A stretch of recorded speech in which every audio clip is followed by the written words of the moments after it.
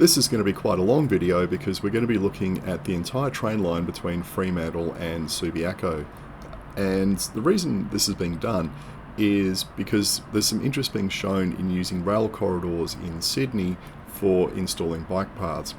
And I guess the question is, well, why has it been so successful in Perth?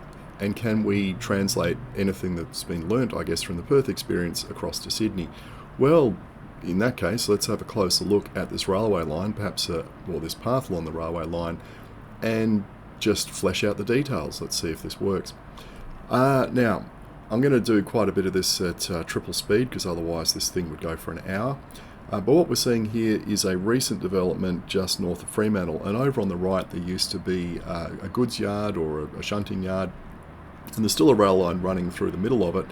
But I think a lot of the old tracks have been ripped up and the whole area is being redeveloped, and you can see there's big mounds of sand and stuff over there. I think that's all going to be turned into housing. The other thing to note along here is the planners many years ago, when they were laying down all the main roads through Perth, put in these massively wide corridors. I mean, they're enormous, and they did the same for all the freeways, for instance. Now, one big objection a lot of railway engineers would have towards taking part of the corridor is doing maintenance.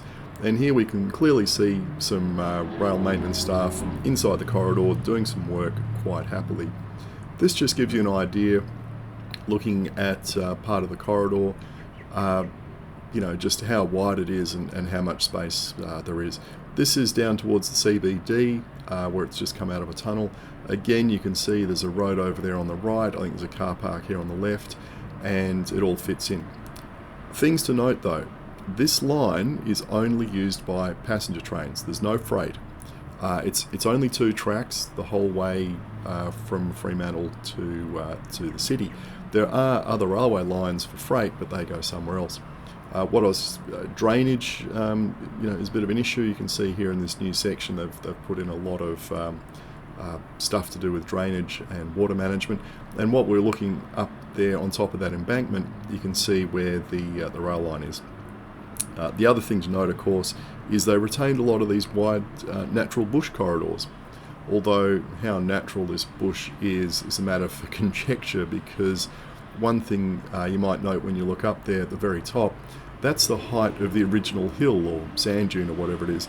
And you can see they've come through here and absolutely cut it flat at some point. So yeah, a big difference with this line compared to a lot of Sydney lines is the volume of traffic. Firstly, you take out all the freight traffic. Secondly, you only need 2 tracks, whereas in a lot of areas of Sydney they've got 4 tracks or more, because they've got express trains which need to be able to get around local trains and stuff like that. So there's a lot more, I guess, demand for space within the corridor.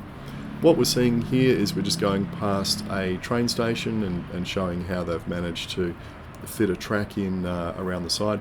And look, this is a very important thing. See, this is an old timber overbridge, and what they had to do in order to put the bike path through is extend the abutment out to our left. And again, here's another bridge, and you can see, there's the original piers there on the right, and they've had to essentially cut this out. And here they've created a concrete box essentially, and quite a big one to accommodate the bike path. So that work is not cheap. Anything to do with road bridges costs a bomb.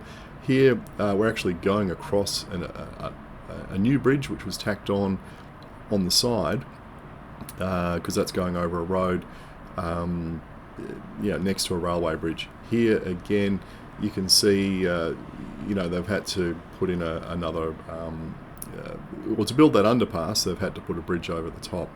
Here yet again another one where they've had to extend the bridge a bit to accommodate the path.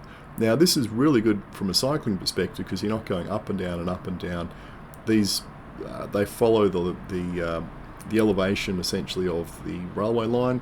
And railway lines are generally have to have gradients of less than 2% or something, so it works really well.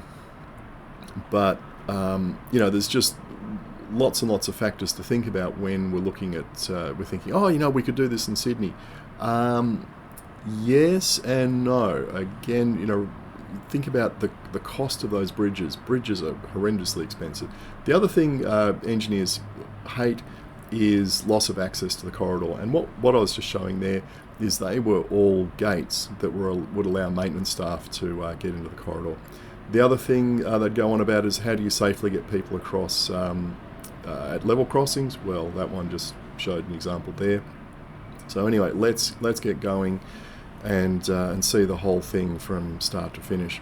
So again, just making the point, there's a huge amount of space here between the road and the railway line, and a bike path doesn't take up that much space. Although interestingly, further up there was quite a bit of contention from residents who had planted trees in this corridor many years ago, because I think there's also a gas pipeline or something running through here, and they got upset at some of those trees being cleared to put the bike path in. I guess you just can't win. But how many places in Sydney do we have corridors that are amazingly wide like this? So and I think the answer is within about 20 or 30 kilometres of the CBD, probably not a lot. So again, if we look across at the railway line on our right, what you'll see is it's 2 tracks pretty much the whole way. There's no passing loops, there's no dedicated freight lines, there's no express lines. Even when we get to the stations, there's no additional tracks that go around the stations to allow express trains to pass local trains and stuff like that.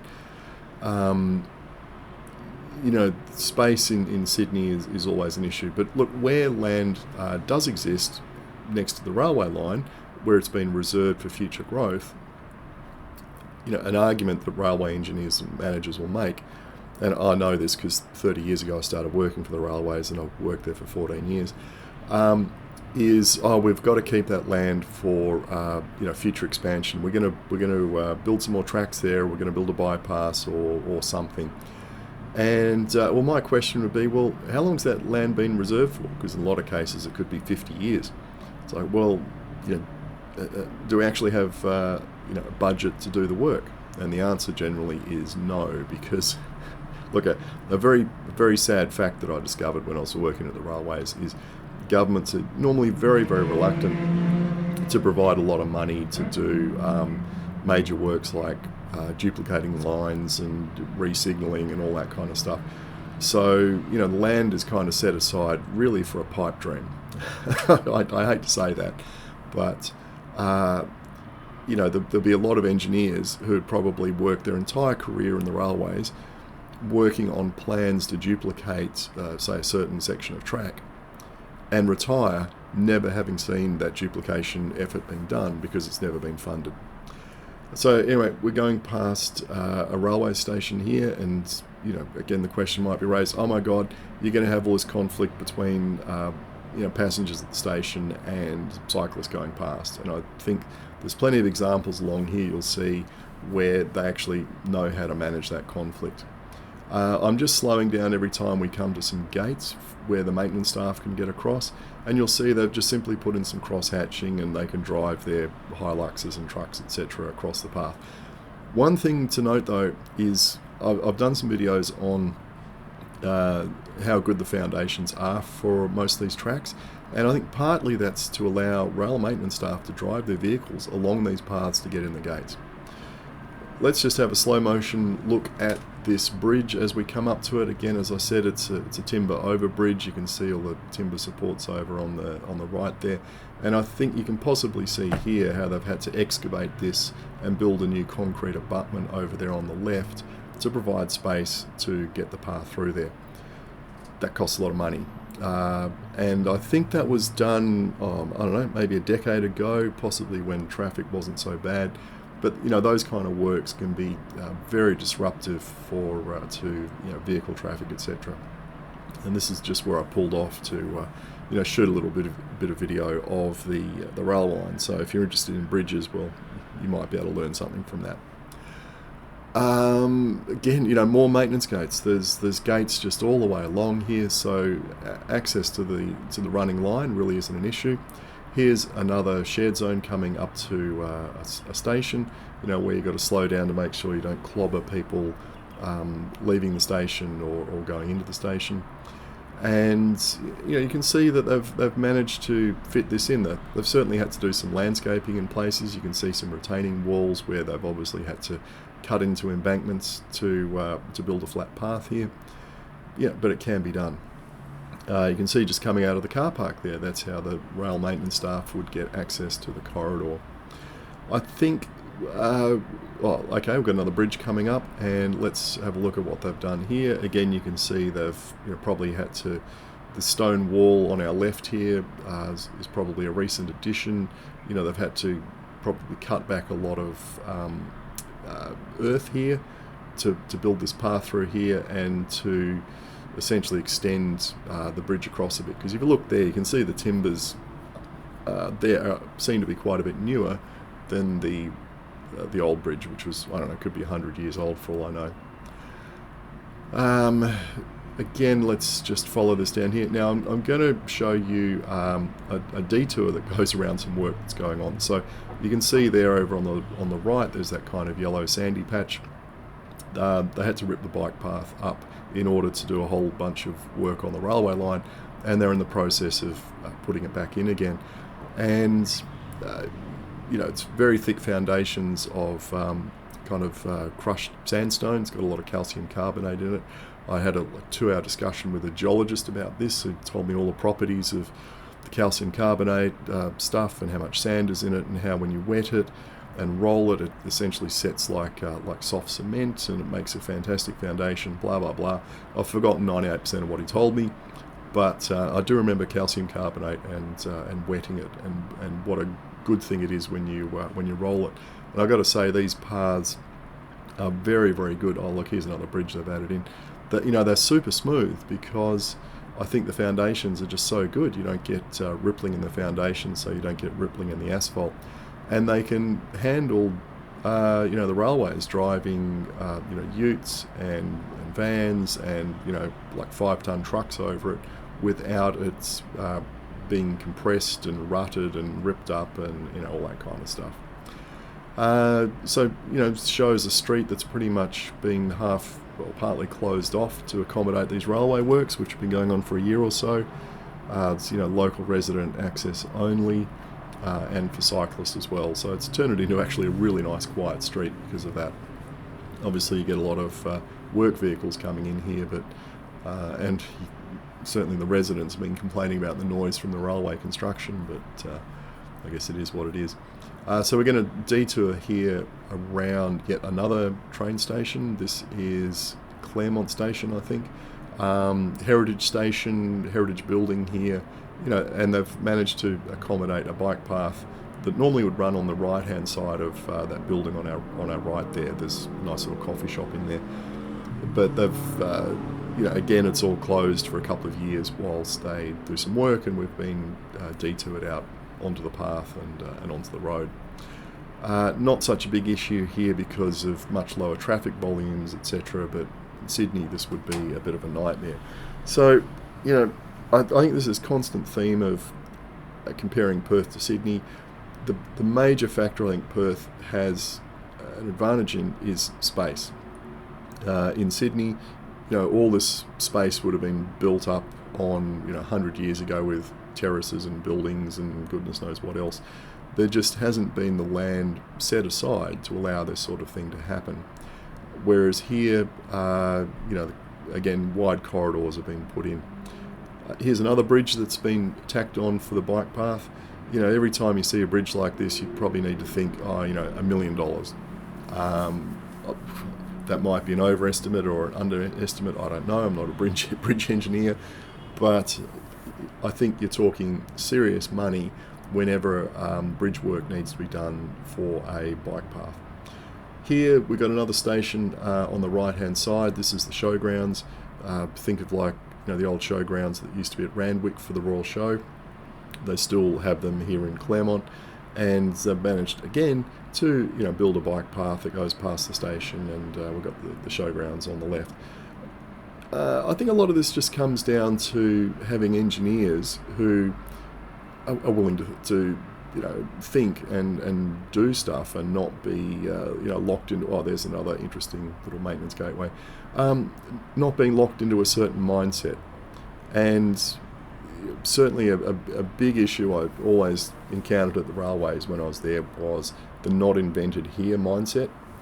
Again, let's have another slow motion view of this bridge, and you can see all the concrete that's had to be poured here in order to accommodate the bike path. But I think what they've done there is completely renewed that bridge. That was probably a 100-year-old timber bridge, and it was probably at the end of its life. And so to accommodate all the vehicle traffic over it, they've replaced it with a nice concrete bridge which is wider and could accommodate a bike path next to it. So that's the kind of thinking, I guess, that's required, is as bridges get renewed or as they get refurbished, and I'm telling you, there's a lot of railway bridges in New South Wales which need refurbishment or replacement. That's the kind of thing you do. So right, we're going to put in make accommodation on the side here for a bike path, whether we build it now or not. Let's excavate a bit more dirt and make some room for it. So again, just going past another station, they use the same treatments all the time. Shared zones, slow down, lots of warning, good sight lines, so pedestrians don't pop out from tunnels without any notice. So it reduces the likelihood of a collision. More maintenance gateways. You can just see that there's no way that a properly designed and built bike path alongside a railway line should impede access for rail maintenance staff. Although, look, I did notice that looking at one of them, the edges of the path was starting to get a bit chewed up by car tyres going back and forth across them. It's probably a good idea to actually lay concrete, or at least concrete lips or concrete ramps where they have those entrance gateways, so you don't have a vehicle that's essentially rolling off the bitumen surface of the path and chewing up the edges. Interestingly, here they've got a number of businesses kind of in the railway corridor or next to the railway corridor on our right there, and so people driving in and out of there, say getting firewood, for instance, that's a firewood and garden supplies business, have to drive across the path. And I've ridden along here numerous times, seen vehicles stopped across the path as they're waiting for a break in the traffic. It's it works. It's okay. It's not the end of the world. So yeah, this works really, really well. I've got to say, because for cyclists it gives you a wonderfully easy gradient almost the entire distance. There are places where the gradients are up and down a bit because they haven't completely followed the gradient of the railway line. They haven't bothered chopping a bit of dirt out or building an embankment. But it's a wonderful, easy ride to do.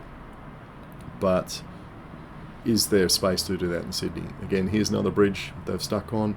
Again, I'm just saying, right, there's another $1 million in steel and concrete to get you over that road, possibly more, who knows. It works really well where there's enough space in the corridor,